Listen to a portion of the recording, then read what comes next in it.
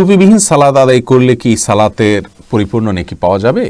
ভাই আব্দুল কাইয়ুম, সালাত টুপিবিহীনভাবে আদায় করলে সালাতের পরিপূর্ণ সওয়াব আপনি পাবেন।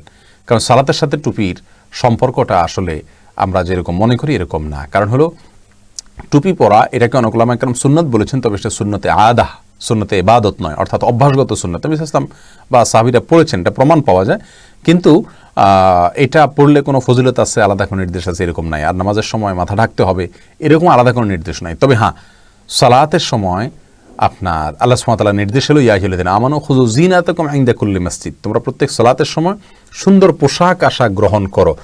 এখানে পোশাককে সুন্দর আবরণের সাথে বা সৌন্দর্যের সাথে আল্লাহ সুবহানাহু ওয়া তাআলা তুলনা করেছেন। তার মানে এখান থেকে ওলামা একরাম বলেন যে সালাতের সময় সুন্দর এবং ভালো পোশাক ব্যবহার করা উচিত, যেটা পরে মানুষের সম্ভ্রান্ত কোনো জায়গায় যায় সাধারণত সেইভাবে। অতএব আমাদের দেশে যেহেতু সালাতে মানুষ টুপি পরে সালাত আদায় করে, টুপি ছাড়া কেউ পড়ে না, অতএব আপনি টুপি পরে সালাত আদায় করাই উত্তম আমরা বলবো। কিন্তু টুপি পরে সালাতে করতে হবে এরকম কোনো বাধ্যবাধকতা নাই। কেউ টুপি ছাড়া সালাতে করলে কোনো অসুবিধা নেই, কারণ টুপি পরাটাই ইসলাম শরীয়তে কোনো গুরুত্বপূর্ণ বিষয় নয়।